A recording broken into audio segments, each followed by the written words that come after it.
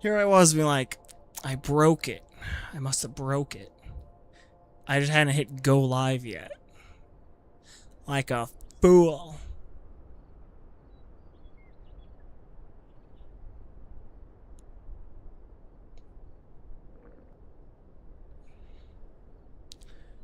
Alright. Huh.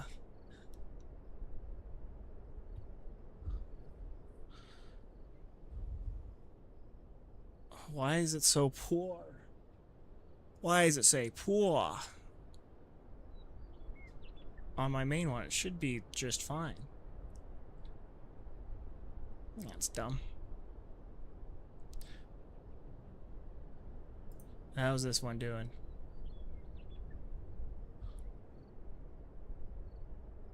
Fine? Seems like it's doing okay. Alright, we got the YouTube. I think. I don't know why that main one for YouTube says poor. Oh well. We'll figure it out for another day. Where I fed them to Tristan Kwong, a chef and self-professed fruit sommelier, Click. Edward Dupree, Click. a produce worker and union organizer, and my coworkers. I tried to make it blind. They all look like crystal berries, if I'm Maximize. being honest with you. So A is an Oishi berry. Okay. It's a little more watery. Feels like it was grown kind of fast. So it just kind of tastes like I think fruit. This is so weird to say. Fruit flesh. we're These good. tasted decent. They're just, I don't know. That was like a texture thing. I'm sorry. It's like water and like cellulose, whatever makes up a cell. The texture is not great. I like the texture. Tristan ranked a local New York farm as his favorite. His number 2, Driscoll's Organic. I devised slightly different tests for each iteration. Some people ranked Driscoll's highly, others didn't. Some preferred small farmers market berries, others didn't. So there's not a universal consensus on anything, but flavorless came up several times. They just don't taste like anything. Now, does all produce taste like garbage now? It seems like a reasonable person could disagree. Maybe you have As to for me, I've been restart. hate eating my way through a pint of grocery store What blueberries. did I do wrong? They're so bad.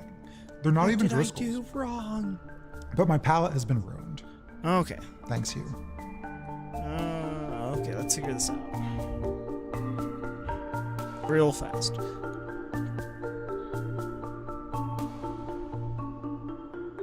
Thank you so much for watching. Don't forget to like this video and subscribe to our channel. And if you want to support our journalism so we can make more videos like this one, join our membership program for exclusive perks and members-only content. Or if you work in the food industry and have an inside tip, send us a line at stories@perfectunion.us. Thanks again.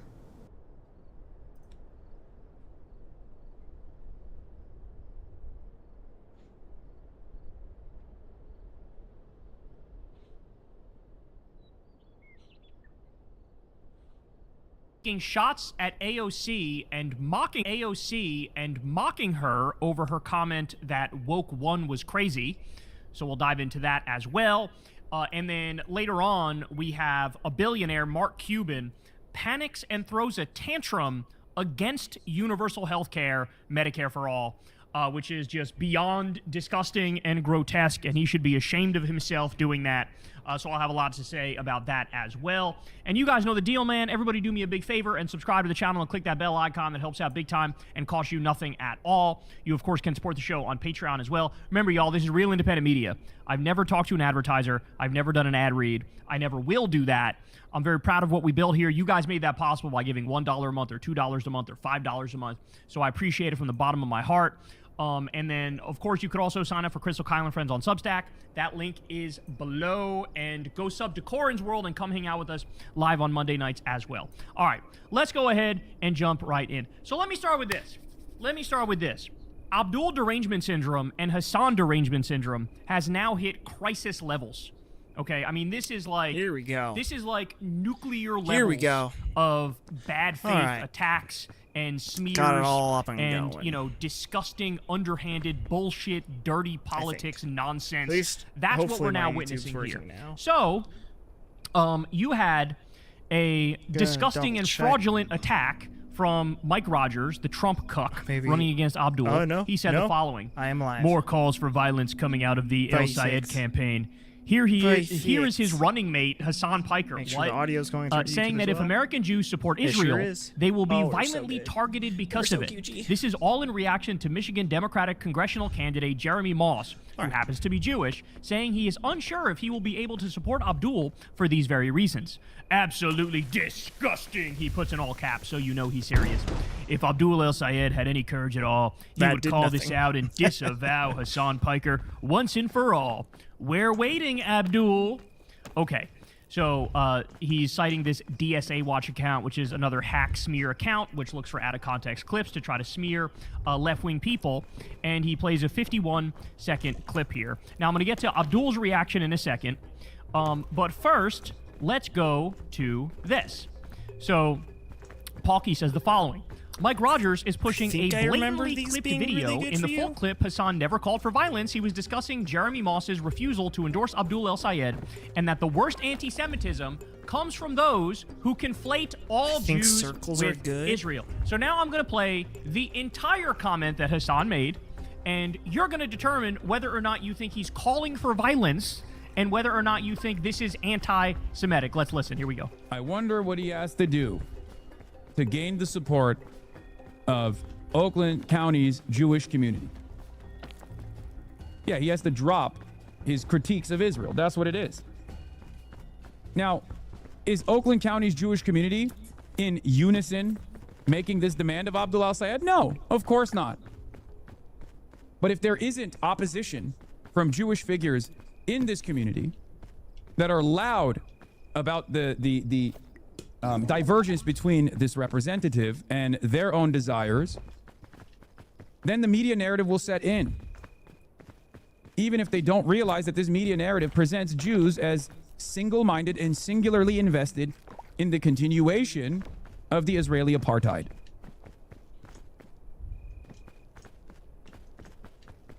I don't know how many different ways I can explain this. I don't know how people don't recognize how dangerous this predicament is, how dangerous this is for Jews. You're running around basically tying your entire identity to a country that inevitably will be seen as basically Jewish ISIS, and you're saying, as Jews, this is all we care about. He's literally calling out Zionists for making anti-Semitism worse by insisting that all Jews are represented by the state of Israel. He's saying that makes Jews less safe. He is literally calling out Zionist anti-Semitism. That's the point. Let's continue. Republican U.S. Senate candidate Mike Rogers is endorsing a one-year moratorium on new data centers. Look at that. Look at that. They are positioning themselves and reacting to the popularity of our policies, our positions. Look at that. Yeah, Ben Jacobs says, Ben Jacobs reports on Jeremy Moss's take. Adam Johnson says, I'll translate for those unfamiliar with these serious outreach threats. Moderate on Israel, support apartheid and the arming of genocide, albeit some mild scolding about Netanyahu, or else I will withhold my support and help Rogers. This is a variation on Hakeem Jeffries' further conversations threat. There are pro-genocide uncommitted movements everywhere for those with eyes to see. That's precisely what is going on here. These guys are shamelessly ignoring the doctor's advice. I had more water than I ever have today. Okay, hold on. I got more water. I will drink more water. saying that they are uncommitted. They're uncommitted to Abdul El-Sayed because Abdul has an anti-genocide position that is broadly popular, and these guys can't contend with that reality. They want Abdul to take a less popular and immoral position, a position that he does not hold. It's totally ridiculous, and we should not let these people forget. We should not let others forget what shameless positions that they are holding on to in this pivotal moment, where the Senate majority hinges on this seat, and they are casting that aside. Because while not all Jews in Michigan are single-handedly or single-mindedly in unison holding up the continuation of Israel's apartheid as a major reason as to why they will withhold their support, there are those who are doing that. And we must not let people forget that reality. What part of that was anti-Semitic? What part of that was a call for violence? The Mike Rogers campaign, the MAGA Republican Mike Rogers, is simply flat out lying, and aggressively so. That's what's happening here, and everybody who's being honest knows it. So, naturally, the Diet MAGA Democrats get in on the fun. Okay, the Diet MAGA Democrats, one of them named Hillary Scholten, who said during the primary that if Abdul wins, I don't know if I could support him. I'm probably not going to support him.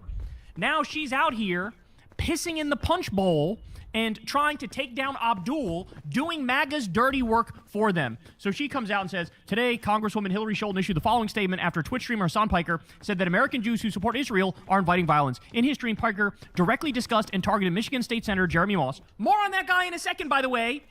Showing his picture while stating that eventually someone will come around and take action, not against Israel, but against American Jews.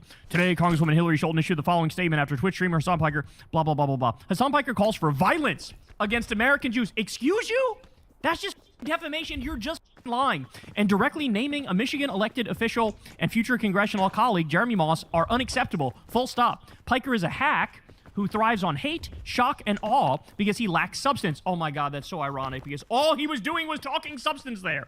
It's dangerous for everyone. We should all be calling out this disgusting rhetoric so it loses its grip on our politics once and for all. It has no place in Michigan and no place in our country. So Hasan literally calling out anti-Semitism is anti-Semitism according to these people, and is a call for violence according to these people. You literally cannot make this up if you try. So Justin Canoe says the following. He didn't call for violence. He rightly pointed out anti-Semitism is rising because of Israel's actions. And the more American Jews defend them and do the work of anti-Semites by tying Jews to Israel, the worse it will get. And here you are doing exactly that. It is amazing. I've never seen such a faker outrage cycle in my entire life, bro. I've never seen one this bad. By the way, just for those of you who are unaware, and just so you know how utterly obnoxious and fake this outrage is, here's a video that was posted by Hasanabi Productions. It's a 30-minute compilation of Hasan calling out anti-Semitism and how criticism of Israel shouldn't be conflated with criticism of Jews. What does this do? Okay? So next time somebody accuses him of being anti-Semitic based on a 20-second out-of-context clip, show them this. And you don't even have to say anything. Just show them this. I'm obviously not going to play the whole thing here, but listen to the sort of stuff that Hasan says all the time. Anti-Semitism is a canary in the coal mine of fascism. It's one of the oldest bigotries that has caused those of the Jewish faith a tremendous amount of pain. From pogroms to the Holocaust, Jews have always been singled out by those in power as a scapegoat for instability and economic volatility people in power cause. A resilient, nascent anti-Semitism is a constant threat, especially as economic instability makes those in power seek out old targets. They're not very creative, usually. They just always rehash the same propaganda over and over again. This is precisely the reason why I am terrified of the conflation of anti-Zionism and anti-Semitism. I mean, he could not be more clear. It's literally 30 minutes of him making the point that the enemy is Zionism, the enemy is not Jews. Jews are our brothers and sisters. How many times and how many ways can he make that same point? So, to my surprise, Abdul drops a statement. My statement on Hasan Piker's comments regarding Jeremy Moss. Abdul says, quote, I believe all Americans deserve the right to advocate for what they believe without fear of violence. This is particularly true for communities that have been intimidated for their beliefs in the past. My commitment to Jewish safety is the same as my commitment to the safety of my own daughters. Anti-Semitism is a scourge, and we need to address it in all its forms. Yeah, his big mistake was saying my statement on Hasan Piker's comments regarding Jeremy Moss, or his comms team putting that out there. Because if he just, like, released this statement in and of itself, then it's fine. It's the same thing he's been saying over and over again, right? But then the media immediately took that as like, oh, he's distancing, he's disavowing, we finally got him. And it really sucks because, like, it doesn't even suck for me. I don't care. You know what I mean? Abdullah Sayed could come out tomorrow and be like, I hate this guy, right? Who gives a shit? Whoa. I care far more about what he stands for, what he's advocating for, what he's fighting for. And obviously I would care as much as, you know, how this signals that he might be invested in capitulating, right? Invested in capitulating to power centers in the party. But he's not doing that. I don't believe he's doing that. The reason why I feel so discouraged about this is because this allows a new opening, a new line Oh, of well, that attack energy drink really makes it sleepy, to doesn't say, it? oh, well, now that you've admitted that this guy is toxic, now that you're distancing yourself from him, you know, now that you're distancing yourself from him, are you ready to apologize every day for the rest of this election cycle for ever entertaining Hasan? And it's also based off of a falsehood. Because if he were to say, yeah, what Hasan is doing is dangerous, it's toxic, how dare he claim that Zionists make Jews less safe by consistently conflating Zionism with Judaism, then they can turn around and attack him for his own words because he's also said that. Because it's the truth. They'd be like, oh, really? So why did you say that last week? Why did you say that the week prior? This is the Zoran problem as well.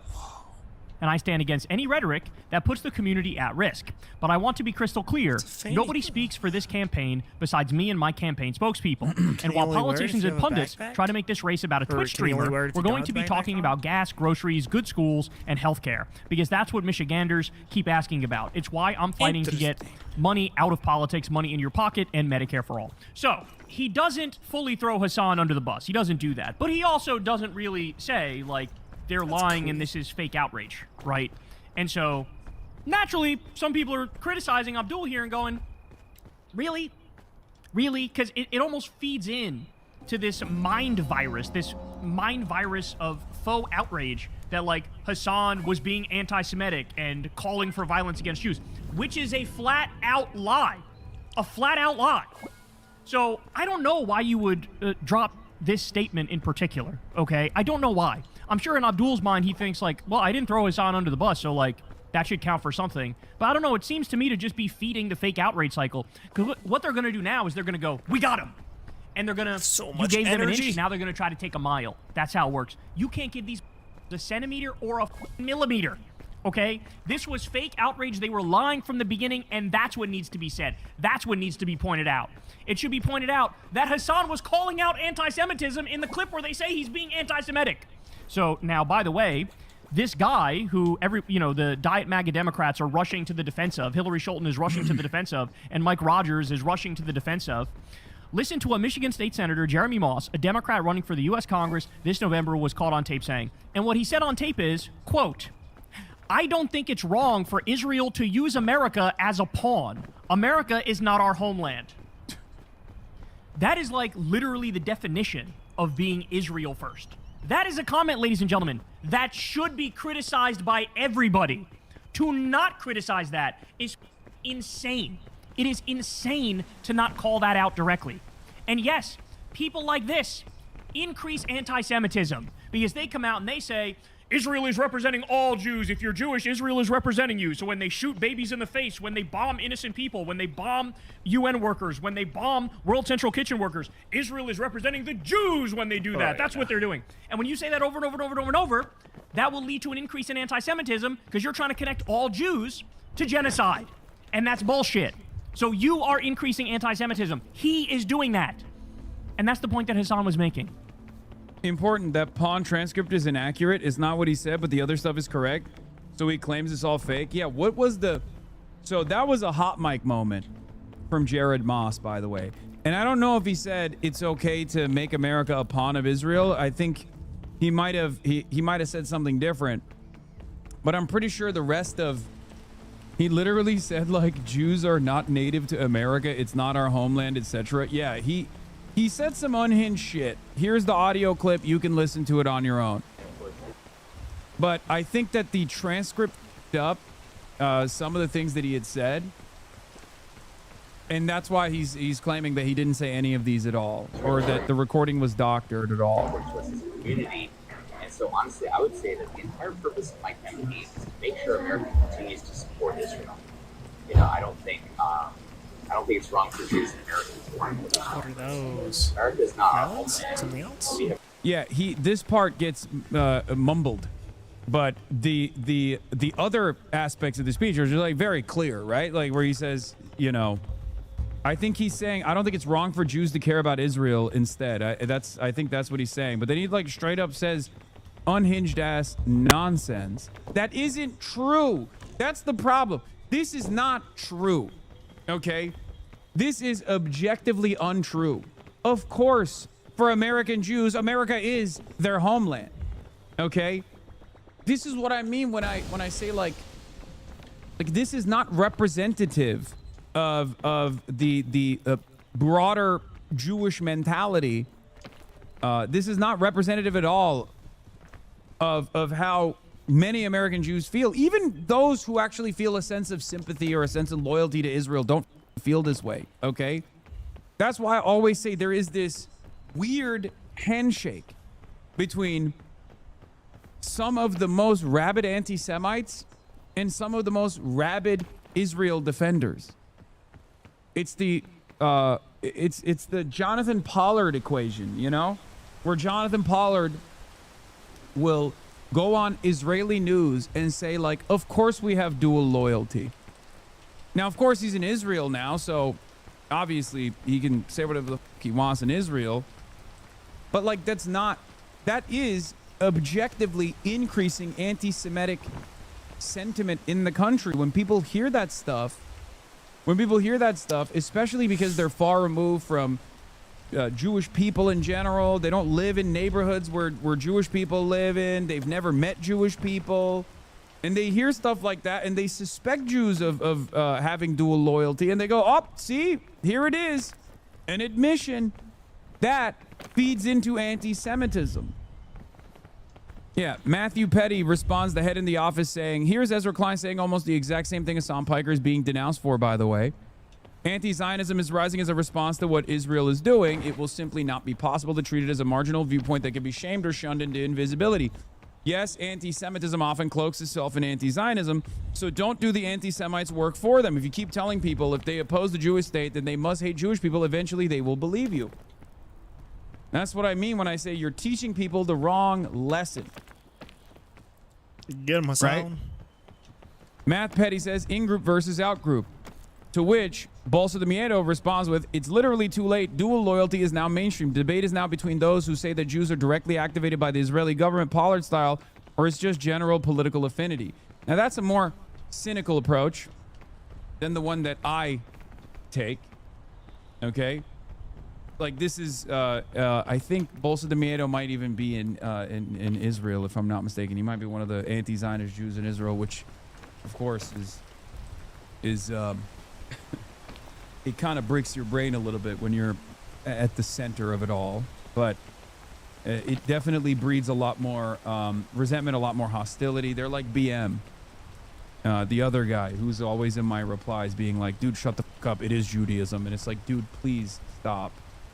I understand that, like, you lived through this process in Israel as a anti-Zionist Jew, so your opinion on it This rain is a bit damp. I really hate you. Yeah, BM, I really hate you on Twitter. Break. Do you appreciate all that nature gives us? Ultimately, what's the difference between being an anti-imperialist American and anti-Zionist in Israel? Exactly. It's not dissimilar. Yeah, it breaks your brain. Everybody positions you as an op. Did you see this? When the head of a major left-leaning DC think tank regularly gets in fights with a Dem base and progressive influences on social media almost in an irrational and uncontrollable way, does that ultimately hurt the think tank? Left-wing rep Mark Pecan from Wisconsin said, an apparent reference to the Center for American Progress CEO Neera Tanden, a vocal critic of Piker on social media. I'm glad that there are some people who are starting to pick fights with Neera over her ridiculous attitude. Anyway, the point that I'm making is this. If anti-Israel sentiment is already is no longer a matter of discussion, right? If both sides are increasingly becoming more and more anti-Israel, the question remains, do people become anti-Israel from an anti-Semitic perspective, or do people become anti-Israel from an anti-Zionist perspective? And I don't want to know the answer to that question. But what I can tell you is this. A lot of the pro-Israel institutions that actively attack me are playing a very dangerous game. Because you take me out, next guy, well, there are already plenty of people that are prominent in this field, in this space. Many of them are not so careful about making this distinction, okay? But you take me out, and what remains after I go away is not going to be so careful, is not going to be actively defending the safety and security of Jewish people, because it's much easier it's much easier to convince Americans that Jews are this monolithic force. Oh, it's raining. Just like it's much easier to like, convince why is our stamina Americans going on down so other fast? odious ideologies like white supremacy, white identitarianism. Americans are predisposed to tribalistic arguments. They like it. It's much easier for them to be anti-Israel from an anti-Semitic perspective, an anti-Semitic framework, than it is from a framework that not only opposes Israel's inception as a settler colonialist state, but also opposes America as well under similar grounds. And it's very frustrating when I see people who do care about anti-Semitism fall for this as well. People who are also critical of Israel, maybe not to the same degree as we are. And yes, Hillary Skolton is still talking about how she refuses to endorse Abdullah Sayed. Jamie Raskin, you're standing next to this person. Please speak something reasonable here. Please, Jamie Raskin, what the like, yeah, we don't see eye to eye on you know, a lot of issues, and probably on Israel as well, but it doesn't matter. You're a little bit more you're you know, you're center left. Anything else to add then? Are you ruling it over? And if it is, you know, this big sense, then why not? Yeah, so Abdul has not reached out to me yet. If he would, I would have some questions. I have not endorsed him yet. You know, and I think as I made pretty clear, you know, a lot of it has to do with past associations with Hasan Piker, you know, current statements. And I have received a lot of feedback, you know, both positive and negative from voters in my district. And one of the things that I know is I am deeply engaged on this issue, talking with folks about how they feel, but you know, getting a lot of support from people who are saying, thanks for helping us to think really critically about this issue and to question, you know, whether this is the right direction for our party. But you know, make no mistake, I'm not here speaking for Jamie or Sean on this issue, but you know, I think I have been pretty clear on that. And one thing I know that voters in West Michigan have come to rely on is a representative who will speak her mind, speak with authenticity, and show up to answer even sometimes tough questions when they're posed. And that's not something I'm afraid to do. Are you comfortable with the possibility that helps Mike Rogers win in November and possibly swings the Senate to Republicans? You know, I think that it's up to the top of the ticket to unify the top of the ticket. I think that's a lot of power to give a single congresswoman that I could potentially sway the outcome of the election. There aren't many speaking out against Abdullah. Well, I wouldn't go so far as to say I'm speaking out against him. I have spoken out against Hasan Piker pretty clearly, and Abdul crushed in this district, by the way. I guess her district didn't care about the Hasan Piker affiliation or endorsement. Did you see this Raskin statement from a couple weeks ago on Israel? Young people interested in democratic socialism, not the psychotic Stalinism of Trump's friends Kim Jong-un, President Xi, and Vladimir Putin, are more welcome in the Democratic Party. I believe in you. Young Americans are not talking about the dictatorship of the proletariat or seizing the means of production. He's wrong. They are, but it's fine. Whatever. They just want health care for everyone in the richest country in the world, a dramatically increased minimum wage. Yeah, he's just like, he's that kind of Democrat. He's like much more, he is, you know, much more positionally open-minded towards, like, you know, Medicare for all, shit like that. But having said that, that is the reason why I'm like kind of confused as to why he's not, you know, he's not pulling her aside and just being like, Hillary, what the f are you doing? You know what I mean? He's like a Chris Van Hollen. Exactly. He's like a Chris Van Hollen type Democrat. Jamie Raskin is. So I'm a little bit confused. Jamie Raskin is the type of Democrat, by my estimation, maybe I'm wrong and maybe he'll prove me wrong, but he's the type of Democrat that probably sees the attacks and goes, yeah, I don't think this guy is actually anti-Semitic. I'm not going to say anything about it. Perhaps I'm wrong. There are Democrats like that out there whose silence is being noticed. Some of them are doing it because they understand that there is a 2028 ambition There is a 2028 ambition out there for them, ambitions for higher office, and they recognize that the path towards winning the Democratic primary will not quite what I wanted to do. revolve around not presenting themselves as jump pro-Israel stooges, right? And then there are, I suspect, others who see what's going on and they're just like, yeah, this is not correct. Well, I that was supported terrifying. Haley Stevens, and I think I made the reasons clear why I did. But God, I think that the larger issue is that okay, we're good. I didn't have to chop off my leg with the spoon. All over the. How much? I guess I would have had to have used this medallion to paralyze Okay, my so chop here's off the my thing. leg. What does Her this even endorsement. do? I know you're supposed to like put it I up would on the say statue at the Moss's very end of the game. If endorsement you get by all my like the calculations, themes, and I might be but I don't totally really know, off like, base here. Maybe what- Abdul's team has a what different the activation, I estimate don't know what that is. or a different weight that they're placing. I'm gonna try on and make it. that jump again. But their endorsement isn't First, powerful on its own. It's more so their refusal my to backpack to endorse fall off. that's driving the discourse. Right? What is this? Hasan say psych right now. The title is a lie. Oh yeah, no. Yeah, did. Dolly Parton passed away at the age of 80. So it's not that Abdul is desperate for their endorsement. It's that any kind of refusal to endorse feeds into the media narrative that recycles the same propaganda that like the Dems are in a state of disarray, right? And that's precisely the reason why the NRCC is pushing this line. Democrat Hillary Skolton posted on social media, like they know, Hillary Skolton knows the role that she's playing. The role that she's playing is the role of a spoiler. She understands that her endorsement doesn't carry a lot of weight for Abdul in her district. Her refusal to endorse Abdul al-Sayed is actually feeding into Republican attacks, claiming that the Dem base is not united around Abdul because there's something there. Where there's smoke, there's fire.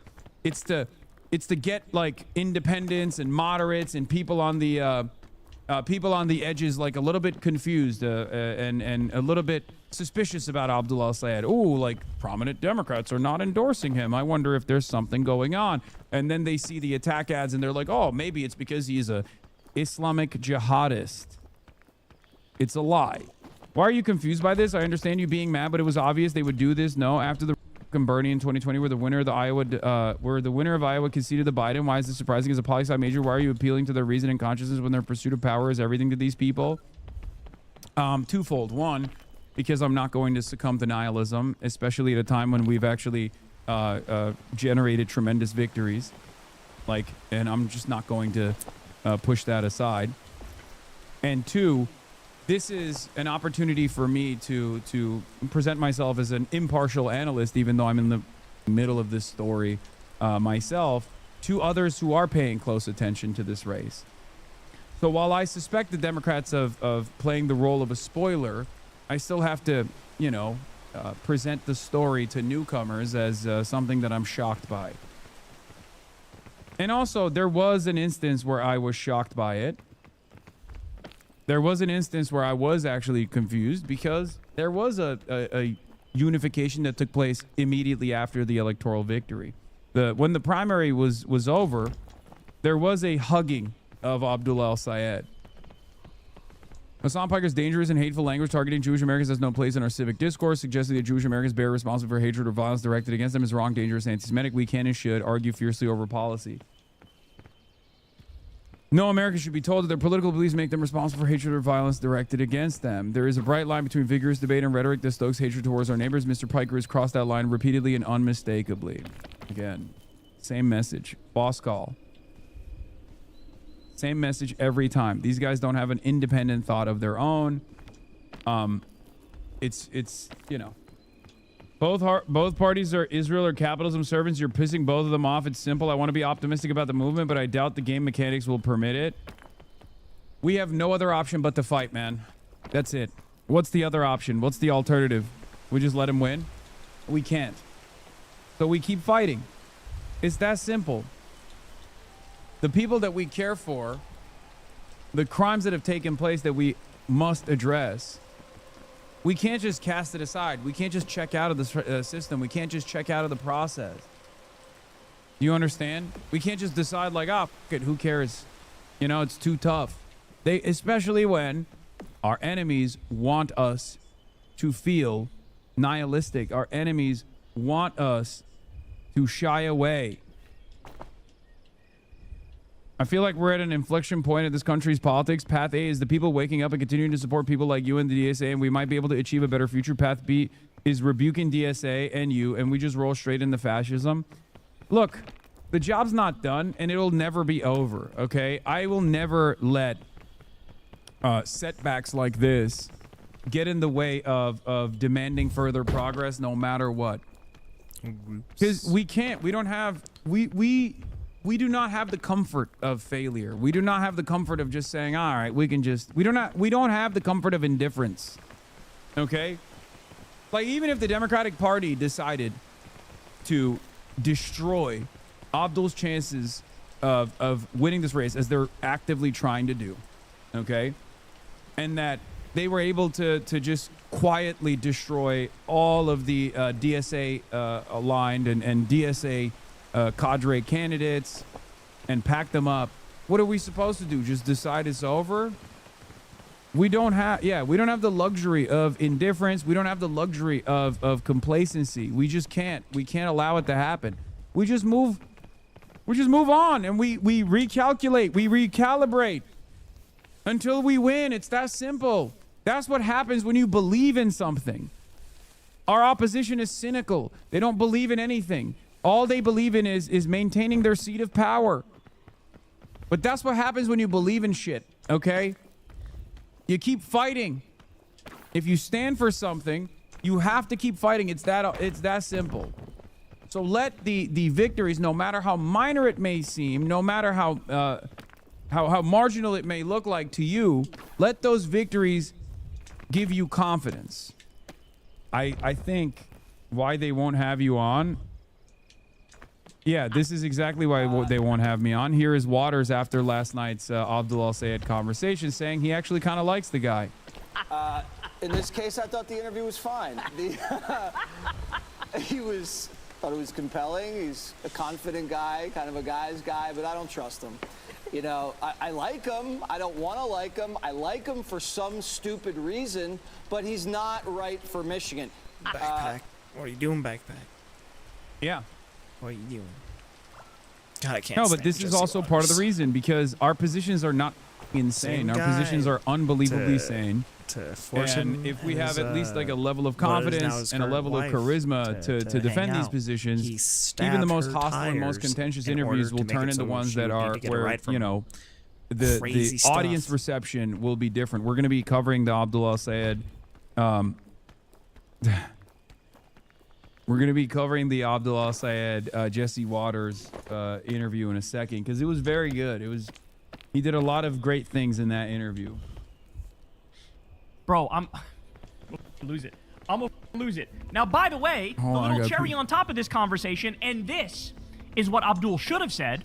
The official Mike Rogers campaign outreach team is full of neo-Nazis who participate in group chats that praise Hitler and call for Jews to be sent to North Korea. You won't hear about this because Mike Rogers supports Israel, so the media will lie about Hasan instead. This is literal, guys. This is literal. New, Mike Rogers announces members of outreach team who defended Hitler group chat and spread misogynistic comments. Quote, chat filled with praise for Hitler, gas chamber jokes, racial slurs, and rape comments. Jesus Christ. Quote, I love Hitler. He referred to black people as monkeys. And the watermelon people, and mused about putting opponents in gas chambers and called rape, quote, epic. These are the people working on Mike Rogers' campaign. And we're having a conversation about Hasan Piker, who was calling out anti-Semitism? Oh, no, bro. So, guys, I gotta say, I feel horrible for Hasan, man. They lie about him so shamelessly, so brazenly, so aggressively. They, like, bully the media into just accepting their description of events. Now even Abdul released a statement that doesn't really throw Hasan under the bus, but also doesn't defend his name. Like, see, now Why is I'm none of that sort of fed shootable? up. I'm sort of fed up of All even right, the then. defense of like, well, I believe in free speech and I'm against cancel culture, so stop canceling Hasan. No, somebody needs to go out there and stand 10 toes down and puff their chest out and say, he believes in universal rights. He believes in protecting every minority community. He believes in raising taxes on the wealthy and redistributing and giving people health care and giving people education and ending the wars and not arming a genocide. He's right. He's right about all that. Enough with the fake outrage, smear bullshit. And that's what it is. It's just smearing. So, look, what we're looking at here is Hasan derangement syndrome. And never give in to fake outrage. Ever, ever, ever, ever, ever, ever, ever. Okay? This is why we and like then Kyle. Also, what I'll show you is Obviously, we got no one's Hasan perfect, but derangement Kyle's syndrome, and that's being used in service of pretty good. Abdul derangement syndrome. So here's a great example. Now remember, they went after pretty up Hasan there. here for calling for violence. He didn't call for violence. And for being anti-Semitic, he was Especially in literally this calling time, out anti-Semitism. They were dead wrong on all counts, right? Here's the Slash, sort like, of the day stuff of age that that we are Mike actually in Rogers right surrogates, now. when they're not goose-stepping and There are zig much more heiling and important praising people to Hitler be in the group focusing chat. against. Here's what Mike Rogers surrogates are saying. Listen to this. Obviously, it's Talk always about good to another call out state that you our raised, left wings another when we big need state, to, Michigan, as the we should. face-off between Democrat Abdul El-Sayed and former But, Congressman like, Mike Rogers. The NRSC continues to For put anyone to out be like, oh, social Kyle media Kulinski, posts he's a claiming that centrist, we Abdul can't trust El-Sayed him, has he- quote-unquote terrorist he's ties. wrong about everything all and the yet time. there is This is a no very evidence that he has dishonest terrorist ties. Senator, should the representation of NRSC Kyle Kulinski. stop And like running everything those going on with ads? Hasan right now is pure Well, we know, insanity. we know without question Pure- that he had family pure members insanity. who helped resource Osama bin Laden. Oh my God! Oh my days!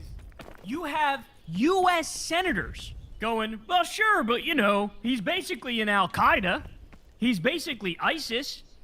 You know, he personally helped Osama bin Laden. So, like, yeah, bro, I think that's up. The shit that Republicans get away with, bro.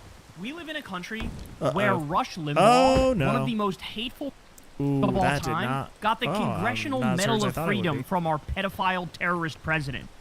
And Well, I'm not supposed too to be mad at far from Hasan where I Piker was. for being correct, for saying true things, for supporting universal human rights?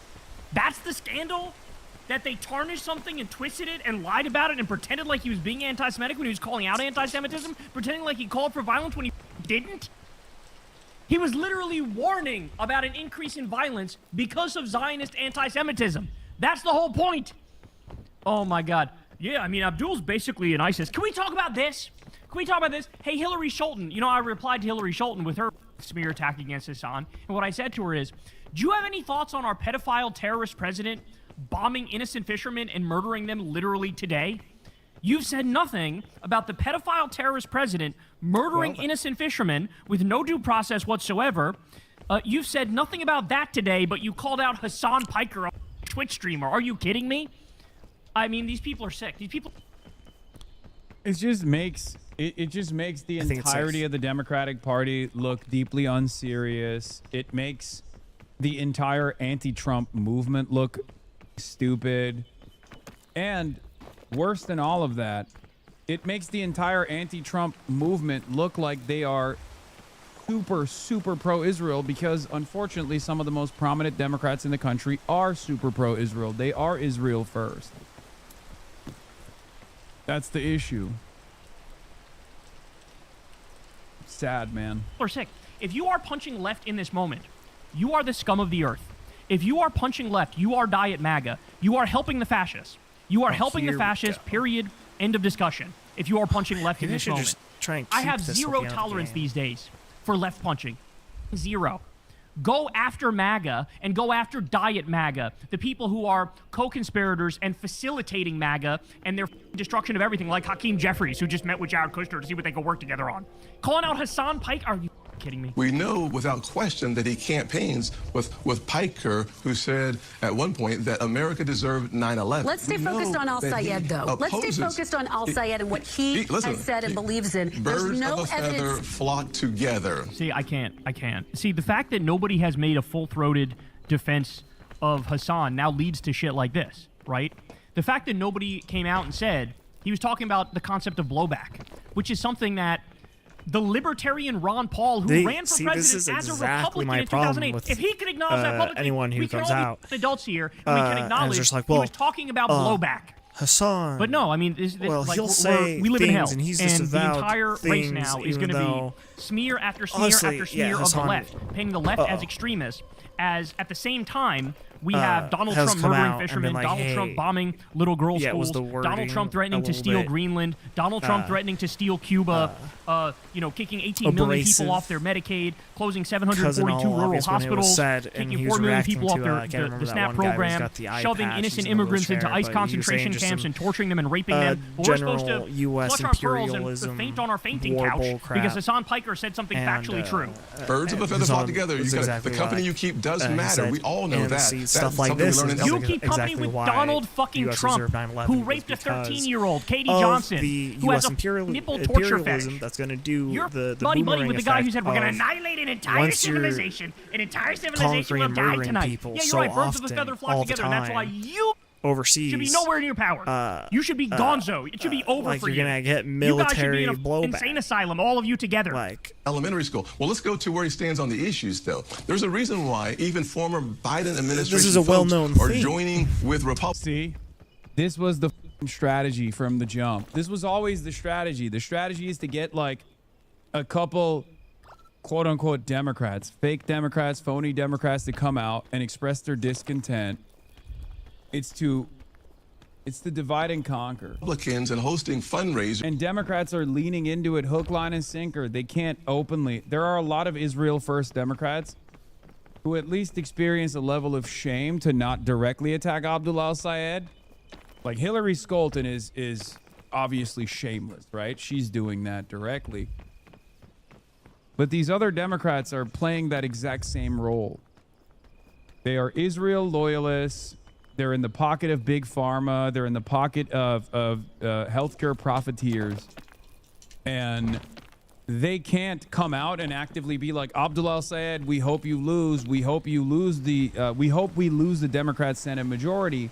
Not the rain. So they're just doing this sneak attack to be like, oh, well, you know, Abdul is weak. He's a weak guy for being in line with this disgusting, vile, repulsive Twitch streamer who has said horrible things that everyone that has voted for us at this point now also agrees with. So they can't say the truth. The truth is they don't like that Abdul is critical of Israel and they want to maintain a pro-Israel position in the party for one reason or another. Oh my God. Right?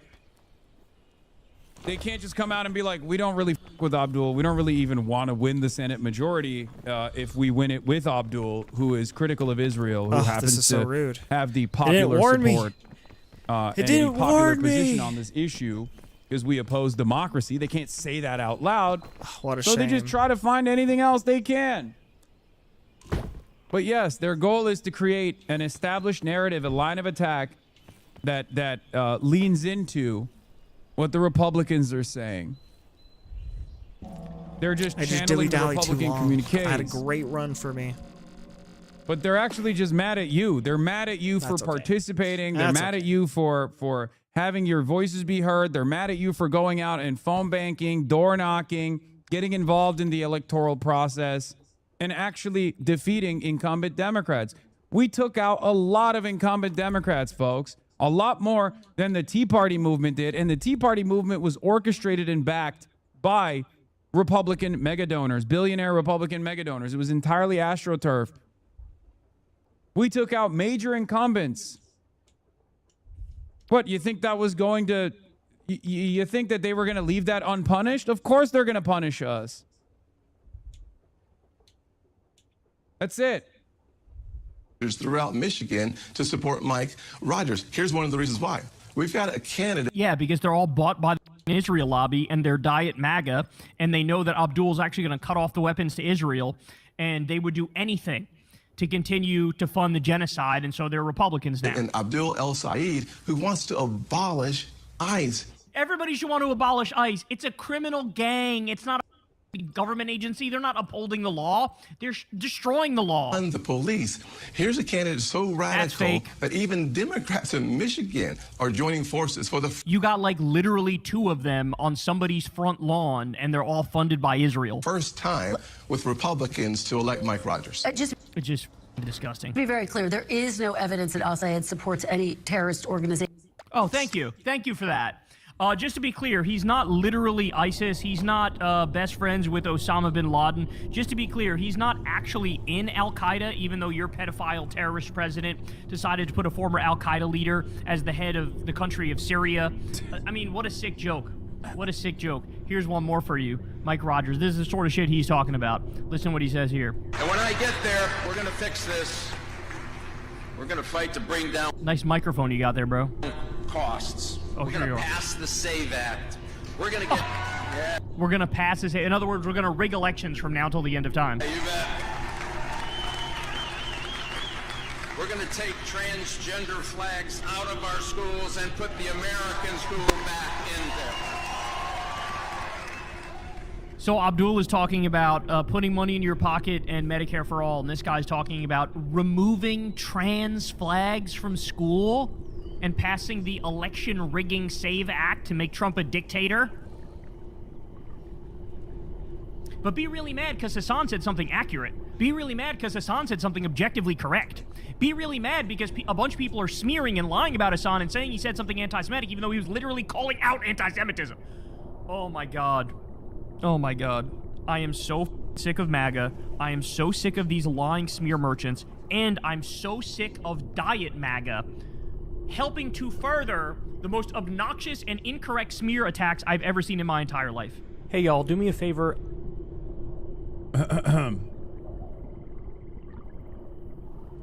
Oh, this was the other thing that I wanted to briefly bring up too, as far as the cynical framing around this, like in talks to endorse Abdul al-Sayed. Like what is the possible holdup with an Abdul al-Sayed endorsement if you're a Michigan Democrat, right? Like they're basically letting it be known that their holdup is around the issue of Israel. But of course they can't say that, so they have to make it seem like the holdup is actually like a sincere disagreement that somehow Abdul is trafficking in anti-Semitic conspiracies and his allegiance to a Twitch streamer is causing people to believe that. It's bullshit, right? Adam calls it out. He says, this framing is cynical bullshit like most of what Semaphore publishers. Moss was in talks to endorse al-Sayed, in that he was reiterating to him that his support was conditional on al-Sayed changing his stance on Israel and Zionism. The fake Piker outrage is clearly pretextual. It's the Hakeem Jeffries further conversations veiled mob threat. Me and the Israel cry-bully lobby will keep manufacturing anti-Semitism scandals, in air quotes, targeting and thus weakening your campaign until you accept the core premises of Zionist ideology. Until our media correctly identifies these bad faith anti-Semitism scandals for what they are, disciplining mechanisms targeting electeds who threaten the lockstep arming and backing Israel, they will continue to be nothing more than PR surrogates for the Israel cry-bully lobby. 77% of Democrats believe Israel is committing a genocide in Gaza, yet only 8% of Democrats in Congress do. If you're wondering why there is a 10x gap in these figures, these disciplining mechanisms, these bad faith media campaigns are one major way this disconnect is maintained. The second al-Sayed goes in front of a camera and spouts off all the brainless axioms, Israel has a right to defend itself, two-state solution, one bad man theory, Netanyahu, these anti-Semitism scandals will magically go away and the disciplining campaign will end. It's a formula. It's as predictable as the tides. None of this is good faith. None of this is about fighting anti-Semitism. It's about disciplining and imposing a political cost on anyone who breaks from the axioms of Israel and U.S. imperialism more broadly. This is exactly what they did to Zohran Mamdani as well. And Zohran Mamdani bucked the trend in some ways, but also certainly bent to the wishes in others, right? And these guys are so clear. They don't care if Democrats lose. They don't care. They do not care if Democrats lose, as long as the Democrats that win still maintain absolute fealty to Israel's ambitions. Okay? It's that simple. That's why I'm saying they are Israel first. Now I'm getting the AIPAC isn't the super PAC United Democracy Project is. Somehow this meeting led to the UDP canceling an already edited ad. I agree the lawmakers can definitely dance on the head of a pin, but we can use common sense to know what's going on here. Yeah. David Dayan calling out Rogers speaking with the chair of AIPAC. I know we don't have a federal election rule anymore, but the law does, say directly that super PACs can't coordinate directly with candidates. It was straight up illegal, not that the law matters at all. And this is the one element where the conservative Democrats, the Israel firsters, will never in a million years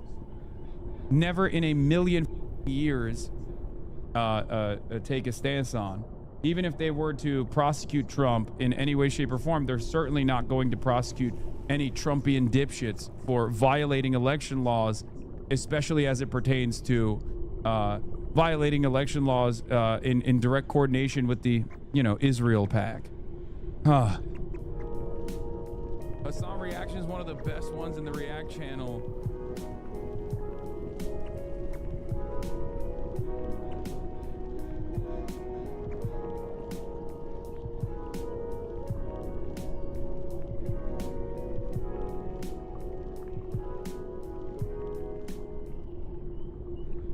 All right, welcome to the show, everybody. Hope y'all are having an awesome day out there. In just a second, we live in hell, and if you don't agree with me yet, you will by the end of the first segment. Okay, so buckle up for that. Unfortunately, it's not going to be a fun ride. Then we're going to get to Trump is losing his mind as a court is now demanding the full release of the Epstein files. They've been trying to hide about 50% of them. A court is going, you got to release all of them. So we'll dive into that as well. We also have Israel is suffering a catastrophic polling collapse, the likes of which I'm not sure the world has ever seen. And Americans across the board have turned on them in record numbers. We'll dive into that as well. And then you have RFK Jr., the head of Health and Human Services, laughing as Americans are dying of ancient viruses and illnesses that are popping up because he's an anti-vax idiot, and this country is losing IQ points rapidly. So we have a lot of stuff to talk about. You guys know the deal, man. Everybody do me a big favor. Subscribe to the channel and click that bell icon. That helps out big time and costs you nothing at all. You can also support the show on Patreon. Shout out to all of you who do that, because remember, guys, this is real independent media. I've never talked to an advertiser or done an ad read. As I always tell you, I never will. And you guys have made that possible by giving $1 a month, $2 a month, $5 a month, whatever it may be. Thank you to everybody who also tips with the thanks button on YouTube. That is also greatly appreciated. And then, of course, you can sign up for Crystal Kyle and Friends on Substack. That link is below. We have the Vanguard coming on this week. Really looking forward to that conversation. And go subscribe to Corin's World. We should be back in action for that next week. All right, let's go ahead and jump right in. So let's start with this. This is how much we live in hell right now. This just popped up on my feed the other day. It's just a series of generational wins after another, and here's the string of posts. Breaking, Trump confirms ICE proceedings against Ilhan Omar over alleged fraud. That's complete political persecution, total bullshit. They're just going after their opponents. Breaking, the Supreme Court allows Trump's mail-in ballot restrictions to take effect, effectively letting them rig the election. Breaking, the Trump administration to revoke the visas of up to 200,000 asylum seekers. Jesus Christ, man. Breaking, Ninth Circuit Court says district courts can't block ICE operations over past harms. Breaking, ICE arrested 1,328 illegals in Virginia and Maryland in just 14 days. Now, on that point, ICE has arrested 49,571 people in July, the highest monthly total of Trump's second term, and a 15% jump from June, according to data obtained through a Freedom of Information Act lawsuit by the Deportation Data Project and analyzed by the Associated Press. So in other words, as you can see here, this is an all-time Donald Trump high in terms of arrests made by ICE. And as we've also pointed out, they don't care about quality, they care about quantity. In fact, reporting showed that they stopped, for example, all of the investigative work into child trafficking and into cartels. And Stephen Miller said, you need to go to the Home Depot parking lots and Lowe's parking lots and get the day laborers. That's what he said. And so now they are continuing to go after random innocent people, and a direct result of that is what you're looking at here, where we're at a record high for Trump's, I would say Trump's second term, but it's not. It's a high for every term of Donald J. Trump. So the ICE Gestapo thugs leading into the midterms here are going 1,000 miles an hour. It is in full effect. Operation Ruin People's Lives and Shove Them in Concentration Camps is in full effect, with their mass kidnappings and their abductions and their human traffickings, and over 4,000 people missing because of ICE from Alligator Alcatraz, and over 50 dead in their custody, and the horrible conditions at their concentration camps where the food is moldy. They don't give people the medicine that they have a right to. People are getting sick left and right. People are dying. This is what's going on in this country right now. Oh, come on. It's absolutely astonishing to watch this unfold in real time. All right, but then we also have this. Breaking. Secretary of State Marco Rubio designates Palestine Action a transnational terrorist group. Okay, the word terrorism now means nothing. These people have destroyed the meaning of the word terrorist. Because the fact of the matter is, Palestine Action, their whole existence is to stop terrorism. That's the whole point. They try to stop. It's primarily a UK group, and they tried to get the British government to stop sending weapons to Israel. That's the whole point. And yes, they've done things like property damage, for example, to try to, end the mass murder of innocent people in Gaza. This literally reminds me of Noam Chomsky one time said that he can think of an example of legitimate violence that makes sense. And his example of legitimate violence was during the Vietnam War. If somebody went and destroyed a bunch of weapons that were going to be shipped to kill innocent people in Vietnam, that would be a legitimate use of violence, which is, in effect, defensive. Well, that's the kind of stuff that they're looking at, and they're going, you're a terrorist because you want to stop the mass murdering of innocent little kids and men, women, and children. It's fucking ridiculous. It's ridiculous. So now, what do we tell you? Under NSPM 7, what they're going to try to do is criminalize dissent, and that's what they're doing. That's why when you look at the standards for NSPM 7, you find out very quickly they want to criminalize anti-Christian bias. Like, what does that even mean? So if you're an atheist, you're a terrorist now? If you're an agnostic, you're a terrorist now? If you're a deist, you're a terrorist now? Like, what the fuck are we talking about? And you go down that list, man, and NSPM 7, it's amazing to me this didn't get more coverage than it got. But the fact of the matter is, if they consider you anti-American, then they're watching you. So that includes everybody to the left of Attila the Hun, they would say, is anti-American. If you're anti-capitalist, they're following you. They're checking you. They got you on a list somewhere.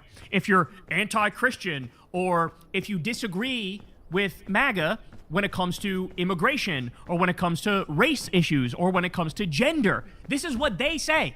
Land you in hot water with the feds. I'm not kidding. I wish I was. Okay, now Palestine Action is a designated transnational terrorist organization. How about this? I declare the White House is a transnational terrorist organization. And you know what? There's a hell of a lot more evidence for that than you singling out random pro-Palestine groups and pretending like they're terrorists when they're absolutely positively not. Okay, let me give you more, though. They literally We just learned this as well. 30,000 pounds of beef recently imported from Argentina for reduced prices by President Trump has been recalled. This should not surprise anybody. Why? Because as has been reported extensively, they use a particular chemical or pesticide in Argentina, which is banned in most countries in the world, and it leads to very serious health problems. Who aren't allowed and they very openly use that chemical to the point where China had bought some of their beef, and they immediately rejected it when they saw it because they know it was toxic and it was poisonous and it was fucked up. And Donald Trump said, "Oh, we'll make a deal with you." And they said, sure, we'll give you a reduced price. And the beef was no fucking good. Never mind the fact he might be using horse meat in that bitch now. Never mind the fact they might be importing fucking kangaroo and donkey and Lord knows what else and pretending it's beef. But he tried to import this shit cheaply. Because remember, because of Trump and Elon Musk, screwworm has destroyed our cattle market, destroyed our beef market. They didn't prepare for that either. Those officers are tried to import this. And guess what? Immediately hit a brick wall because it was poisoned as you were fucking warned by everybody with a brain, of course. GOPL says breaking. Republicans unanimously voted to ban regulations guaranteeing workers water and shade under extreme heat. People always are hesitant when they first hear me say something like, MAGA we're gonna is a let death cult. Israel The continue their Republican genocide. Party is a death Make it cult. make sense. The Republican Party, the connecting tissue between all the Republicans is sadism. They get pleasure out of the pain of liberals and different minority groups. People are always hesitant at first when they hear me say that. But then, once they get enough information, then they immediately go, oh my God, it was correct all along. What was I thinking? These people are the scum of the earth. On what planet is it a sane and rational and logical thing to do, and a humane thing to do, to say, you know what, we're not going to allow you water breaks, and we're not going to allow you breaks from extreme heat if you're working outside in 107 degrees. I mean, this is crazy. This is crazy. But this is how much they are cucked to billionaires, the Epstein class, big corporations. They are so cucked that when they come to them and say, we don't want to have any rules that we have to deal with. We don't want any regulations whatsoever. We want to be able to do whatever we want to our workers and treat them like absolute garbage if we so choose. What does Mike Johnson do? He gets off Grindr, and then he says, sure, go right ahead. And then he gets back on Grindr. That's what he does. Fucking ridiculous. Cool. Fucking ridiculous, man. And by the way, this is not like an oopsie. This is not like a limited thing. This is what they believe in. This is what they believe. I remember when we covered one of their top agenda items before they got power back is they wanted to use the federal government to ban state governments from doing free school breakfast and free school lunch for kids. I mean, stop and think about the depravity of the mind that goes, as soon as we get power, I cannot wait to starve some kids. But that's what they did. But that's exactly what they did. Okay, more. GOPL says, Republican candidate Rodney Creech, what an amazing name, wins primary despite being accused of sexual misconduct with his 15-year-old daughter. Oh, no. Oh, no. You got, come on, man. Oh, God. Listen, I'm going to say this, and I mean this from the bottom of my heart. This is very serious, what I'm about to say here. Republicans have a problem. They have a legitimate problem. I'm not kidding when I say it is like every other day there's a new story where there's some Republican politician at the state level or the local level or the federal level all around this country. We get a new story that somebody's diddling kids. Somebody's graping, toddlers. Somebody's doing the most atrocious things you've ever seen in your life. It happens so consistently that they actually have a pedophilia problem that they have to address. And I'm sorry, it does us no favors by shoving our head in the sand and pretending like the reality isn't the reality. This is serious. And, it used to be a joke, right? Like, oh, pedocon theory is a theory, like gravity is a theory. It's not a joke anymore. It's not a joke. I've seen enough with my own two eyes. They have a serious fucking problem. This needs to be addressed. This is crazy. By the way, so here's one story. It's so disturbing. A guy wins despite being accused of sexual misconduct with his 15-year-old daughter. But what about this one? Yeah, a Republican lawmaker in Iowa sent a letter to a judge defending a convicted child sex offender as, quote, respectful, caring, and treats people with kindness and good humor. Generations well, lady, maybe that's because you're not 7 years old. Maybe that's why. Maybe he'd be treating you very differently if you were. This is the party of Epstein. The Republican Party is the party of Epstein. It's just a fact at this point. Another one. Republican candidate Ernest McCarthy has been sentenced to 20 years in prison for a child porn conviction. Some of the images found on his devices involve children as young as 2 years old. By the way, I'm not in favor of prejudging people, but let's look at this guy's face. Are you serious? Are you serious? This is one strike, you're out. I don't need a 2, I don't need a 3. One strike, you're out. Your face says it all. I don't need to see the trial. I don't need to hear the arguments. I can take one look. Dude's got issues. Dude's got issues. Look at him. Look at him. As young as 2 years old. Oh my God, I can't. By the way, that was just a sampling for like a 2 or 3 day period there. Like, these are the Republican pedophiles that came out over a 2 or 3 day period. Talk to me in 2 or 3 more days. I'll have another 3 for you. Just wait and see. All right, more. New Trump approval poll. This one is from Ipsos, a new low in the Ipsos poll. 33% approve, 65% disapprove. It's all coming undone. The house of cards is collapsing at a rapid pace now, y'all. Like I told you, his average is 35% approval when you look at all the polls. His low is 30%. We are still waiting on that first official 29% banger, but you bet your ass cheeks that is coming. Any day now, y'all. The new Reuters Ipsos poll shows just 13% of Americans strongly approve of Trump. That's the lowest I've seen in a quality poll, says Aaron Blake, who's a senior political reporter at CNN. 35% of Republicans, too. It's just 35% of Republicans that strongly approve of Trump. This is the cult, by the way. Like, you know how Trump always used to say, I have a 95% approval rating with Republicans, 95, 99%. He would always say shit like that. Well, now when you ask Republicans, how many of you strongly approve of Trump? Only 35%. And of course, that's the most brainless 35% in this fucking country. There's no denying that whatsoever. But listen, the cult has dwindled. They're getting down to, like, you know, the bare minimum here. They're getting down to the people who are the most fucked mentally here. Like, anybody who had any hope of leaving has already left. The ones that remain are, you know, the dregs of society. Okay, our debt is now up to $40 trillion. Trump said he would eliminate the debt in 8 years. Instead, he added $11.6 trillion across 2 terms and will add another projected $4.7 trillion from his signature of the big ugly bill. He is responsible for an astounding 29% of today's total debt. So here he is in 2016, promises to eliminate the $19 trillion federal debt in 8 years. Here we are in 2026, 40 trillion DZACs, y'all. 40 trillion. Now, by the way, let me just tell you, I never was like a debt hawk guy, okay? You know, I've read about MMT, and MMT strikes me as, you know, like descriptive and sort of factually true. So I never was like a debt fearmonger type guy. Here's the problem, though. That only makes sense in a world where the dollar remains the world reserve currency. We're at risk of losing world reserve currency status in the long run for the simple fact that Trump pissed off the world hates us, the world knows they can't rely on us, so they're slowly moving away from the dollar. The flight to safety is now to gold, and if the world eventually drops us as the world reserve currency, our debt is all of the sudden gonna matter massively. And then you're looking at political instability, you're looking at hyperinflation, you're looking at, I would say, a decade of pain, but if I'm being serious, I think it would be much more than a decade of pain. And this is all self-inflicted by Donald J. Trump. So now, this $40 trillion absolutely positively matters, and there's no way around it.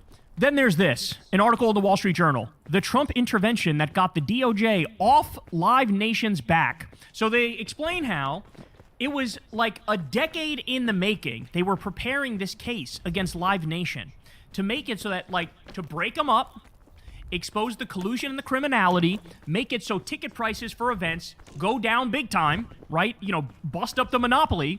The Trump regime comes in and goes, nah, we're going to go ahead and side with Live Nation and let them continuing to rip you off. So as Jeremiah Johnson says, Trump personally intervened to make sure your concert tickets stay expensive at the hands of a monopolist. And ladies and gentlemen, let me tell you, I guarantee you, it won't be long until we learn that whoever the executives are and whoever the owners are over there at Live Nation, I guarantee you, they made the pilgrimage to Mar-a-Lago and they cut a backroom deal with the pedophile terrorist president and they gave him a bunch of money to get off their ass. I guarantee you that's what's going to happen because he's the most corrupt guy that's ever sit in the White House by far, and it's not even close. Okay, more. Entertainment Weekly says, Dolly Parton, rest in peace, she just passed away the other day. Dolly Parton turned down an offer to receive the Presidential Medal of Freedom twice during the Donald Trump administration. That's a real one, ladies and gentlemen. That's a real one. How about this? Missouri Republicans have cut $4 million in funding for Dolly Parton's Imagination Library Literacy Program, which sends monthly free books to kids 5 and under. No more children will be able to sign up to receive free books in Missouri. So keep that in mind as you see people like Donald Trump and you see people like all these Republicans go out, oh, Dolly Parton, oh, rest in peace, oh, Dolly, we love you, oh, Dolly, Dolly, Dolly, you're amazing, you're amazing. She really like crossed party lines in terms of how beloved she was. But as they try to glom onto her legacy, okay, understand this is their actual legacy. They cut $4 million in funding for her Imagination Library Literacy Program. That's what they did. So when it mattered and it came time to actually help people, they said, fuck off. That's what they said. More. In 2022, Dolly Parton donates $1 million to fund pediatric infectious disease research. In 2025, Donald Trump cuts $12 million in grants from pediatric medical research. Him and Elon Musk, baby. Him and Elon Musk. Unbelievable. There's such a contrast between this is what a good person looks like and this is what a total piece of shit looks like. Then we get this. American wages have fallen to 43% of national income, the lowest since the Great Depression. For every $1 the U.S. economy produces, workers are getting less of it than at any point since 1929. Gee, what happened right after that? The rest is going to corporate profits, which are now at an all-time high. This is why the economy keeps growing, but most Americans feel poorer. GDP goes up, wages go up in dollar terms, but workers are getting a smaller and smaller slice of what they actually produce. Asset prices keep rising for the same reason. Money that used to go to wages is now going to shareholders instead, and shareholders put it into stocks, real estate, and other assets. Ladies and gentlemen, this is what a failing system looks like. This is completely and utterly unsustainable. There's now a complete divorce from the health of the stock market and the health of the American people and how they're feeling economically. You have up to 90%, 80 to 90% of this country already feels like we are in a recession. That's already the case. And meanwhile, the top 1% are living like kings. I mean, we have worse income and wealth inequality than the Gilded Age right now. It's completely and utterly out of control. And like I said, this is unsustainable, and it's going to lead to a massive crash. At a certain point, the jig is up. At a certain point, we can't keep going. And at that point, we absolutely positively need to do massive redistribution of wealth. You need to trust bust and break up all these monopolies, and you need to tax the wealthy and redistribute that money. It's going to be the only way out. But when that time comes, all of the oligarchs will scream bloody murder and say, no, no, no, you can't do that. You can't tax us. That'll make everything worse. We have to. We have to. FDR got us out of one depression. We can get ourselves out of another depression. But make no mistake about it, the depression is coming. We're already in dire straits at the moment. Okay, when over 60% of Americans are living paycheck to paycheck, medical bills are the #1 cause of bankruptcy, gas prices are out of control, grocery prices are out of control, people are struggling 1,000 ways to Sunday, and at the same time, corporate profits are at a record high and the Epstein class is doing better than ever. That cannot continue. It can't continue. Okay. GOPL says, breaking. ICE has given $165 million a year in contracts to a private prison firm. The firm has now donated $1.4 million to Trump's personal PAC. For profit, private prisons, and now they're getting tax money and they're giving Donald Trump kickbacks. That's how this system works. This is the same thing that happened with the fucking reflecting pool. He hires some mob boss asshole to do the job for him. He does a shitty job, but the reason Trump picked him is so that guy will give Trump a kickback. He'll give him a no-bid contract, pay him way more than he should, and that guy will give Trump a cut of it. That's how this is working. Like I said, it's a mobocracy. This guy cares about nothing but self-aggrandizement and personal profit. Okay? That's what he's in this for. More. Public Citizen says, 57 Trump officials, 57, are each worth as much as $100 million or more. 30 of them gave over $65 million in campaign contributions to Trump-associated PACs during the 2024 presidential election cycle. Working people are getting screwed by this pay-to-play extravaganza. So, in other words, all these mega-wealthy assholes effectively bought their way into the government, bought their way into a policy-making position. Then you add on top of that the executive branch club, which is run by Donald Trump's idiot kids. It's literally a pay-to-play scheme out in the open. You give us $500,000, you're welcomed in the club, we'll give you no bid contract, we'll give you subsidies, we'll give you tax cuts, we'll, network with you, we'll do whatever you want. This is who this government is run for. It's government of, by, and for the Epstein class pedophile billionaires. That's what it is. And to think that 57 Trump officials, they want to destroy the environment, they want big business to rape and pillage and loot. And that's why Trump is destroying all of our national parks now, allowing, drilling and mining and all sorts of fucked up shit. And then now, you got another great example.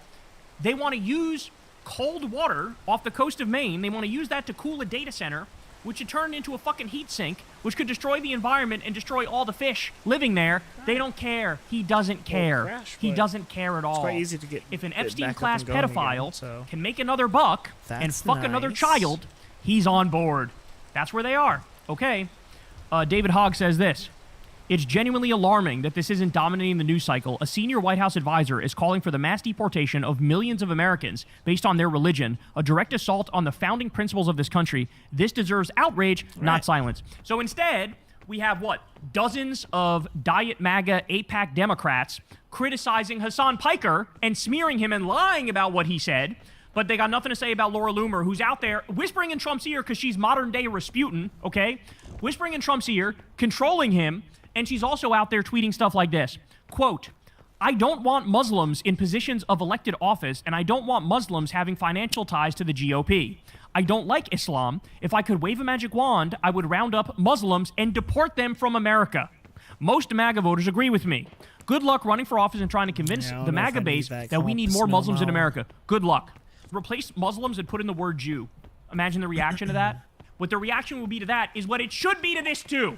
But instead, nobody cares. She gets to smear Muslims as much as she wants. Nobody bats an eyelash. There are no, dozens of Democratic politicians releasing statements condemning, demanding Republicans condemn it. Doesn't happen. It only happens against Hasan Piker when he says something true and they lie about what he says. It's incredible. It's fucking incredible. What a disturbing situation. All right. Well, here's some good news. Democrats Deliver says, Zohar Mamdani, to speed up critically unsafe building repairs for tenants, New Yorkers will no longer have to wait months for repairs. I mean, there's this subplot going on, as you guys know, where as this country is falling apart and rapidly collapsing, imploding right in front of our eyes, you have New York City is like gradually becoming a utopia simply because the mayor gives a shit and the mayor's actually trying to fix problems. I mean, what did he do? He filled a record number of potholes. That alone is like, oh, you just care. Like you're actually just trying to make things better. You got videos of people in New York like basically heaping praise on Zoran going, I told them about this pothole in the morning and here I am in the evening and they fixed that bitch. What the fuck? So incredible. Shout out to him, and at least they're doing good, whereas the rest of the country's falling apart. All right, Dropsite says this. The anti-Netanyahu in Israel says there will be no Palestinian state under him either. So the guy's name is Gadi Eisenkot. He's a former Israeli military chief of staff, and now he's leading in the polls to unseat Benjamin Netanyahu in an election that's supposed to happen on October 27th. But he declared there will be no Palestinian state under a government he forms. Quote, there is no Palestinian state, and in the government we will form, no Palestinian state will arise, is what he wrote. So the reason I tell you this is anytime people try to pretend, oh, the problem is just Benjamin Netanyahu. If we change the government, we'll be in a better spot. I promise. That's what we have to do, and then we can, it'll be back to normal. Nonsense. Look at the polls in Israel, and you'll find out very quickly they agree with Benjamin Netanyahu on the key issues, okay? Here's the anti-Netanyahu going, yeah, no Palestinian state. So, it is unanimous. It is across the board. Can't eat it. It is a fact of Israeli political life. They support the illegal war against Iran. They support the genocide of Palestinians in Gaza. They support stealing the West Bank. And they agree no Palestinian rights under any circumstance. So remember that. Don't let people gaslight you. Surely they must. Oh, it's just Netanyahu's the problem. You're going to hear a lot of that in this Democratic primary upcoming in 2028. I'm anti-Netanyahu. But they'll make it seem like if we get rid of him, everything will be fine. Wrong, it won't. It won't. Here's the anti-Netanyahu agreeing with Netanyahu. I am more powerful. Colin McCarthy says this. China now has 1.2 terawatts of solar capacity and built more solar in 2025 than the U.S. has built in its entire history. Look at that chart. China is the global leader in solar. So we are way behind the 8 ball, and of course we have a fat pedophile, terrorist, idiot, con man, war criminal president, and he has no interest in building out solar, even though we desperately need it. Whoa. And we have an energy crisis of his making now. If there was ever time to build out solar, it would be right now. Doesn't want to do it. Doesn't care. China's lapping us. They're the global leader, and we're way behind. But this is like a day one thing for a Democratic president. Is like, let's fucking ramp up. For national security reasons, let's ramp up our solar power and our green and renewable technology. But just incredible stuff. They're lapping us. They built more solar in 2025 alone than we built in our entire history. That's so disturbing. All right, GOPL says Wisconsin Republicans have rejected a Democratic bill to provide housing for homeless veterans. Oh, you don't say. I never want to hear again from these fucking idiots. Support the troops. You got to support the troops. You got to support the troops. First of all, we do, you don't. You send them to die in stupid fights that we shouldn't be in, okay? That's point number one. Point number two is you're giving them the middle finger after they serve and they come back here and they can't make ends meet. You're going, I don't care. Fuck off. We're not even going to give homeless veterans a roof over their head. It says everything about them. In the same way that they're pro-life, but as soon as the fetus becomes a baby, it's go fuck yourself. No food stamps for you, no assistance, no social safety net. If your parents are poor, well, I guess your ass out. Deal with it. Go hungry. Like, oh, they're so pro-life, they want the baby to be born and then starve to death. Well, thank you very much. Well, thank you very much for that. We appreciate it. So, just absolutely grotesque. And this is who they are. This is who they've always been. New Republican-run towns in Wisconsin now have deadly contaminants in their drinking water. My beans. State Republicans are now blocking Democratic efforts to fund local water purification because, of course, they are. And tell me how this guy looks like a cartoon villain, right? Look at this guy's face. Fucking cartoon villain in this bitch. But this is who they are. Again, you can't say we didn't warn you. I mean, Trump has gotten rid of, I think it's 117 different environmental regulations. Clean water, clean air, chemical-related stuff. I mean, this is what they do. They are a wrecking ball. All they do is super serve big corporations in the Epstein class, and the big corporations in the Epstein class And his bone want mode no is pretty pesky dope. safety rules or things of that nature, so they ride for that position. And they don't care about the consequences. If your kid gets poisoned, so be it. Not their problem. This is how they think. This is how they think. Okay. Virginia Republicans unanimously vote against Democratic bill requiring the police to assist with life-threatening injuries. Of course they do. Because in their mind, police are not to protect and serve. They're not supposed to look out for the community. They're not supposed to uphold the law. They're supposed to look out for their own ass. And maybe they shoot you, and you can shut the fuck up and deal with that and let them go free. But this is what they think. This is what they think. They don't want the police to be required to help you if you have life-threatening injuries. If you tell this to somebody who lives in a different country, a functioning country, they'll look at you like you have 7 heads. Like, what are you talking about? Like, yeah, no, the police are not required to actually help you. If you're dying, they're not required to actually try to prevent you from dying. Oh, this is how tyranny is ushered in, y'all. This is how tyranny is ushered in. Breaking, Texas Republicans pass law requiring all elementary school children to learn Bible stories, taking a massive, big, wet diarrhea donkey shit on the U.S. Constitution right in front of our faces. You know, I That's think what we're this gonna is. switch Using the Constitution for games. toilet paper. That's what this is. So I never want to hear another word from any Republicans about how much you love the Constitution. You can shut the fuck up about that Second Amendment. You can shut the fuck up about that Second Amendment because you clearly don't give a fuck about the First Amendment. Wanton disregard for separation of church and state. Wanton, brazen, blatant disregard for separation of church and state. This should infuriate absolutely everybody. And then finally, ProPublica says, new. For decades, Idaho laws have allowed parents who belong to the followers of Christ and other faith-healing sects to pray rather than seek medical treatment as their children die. At least 5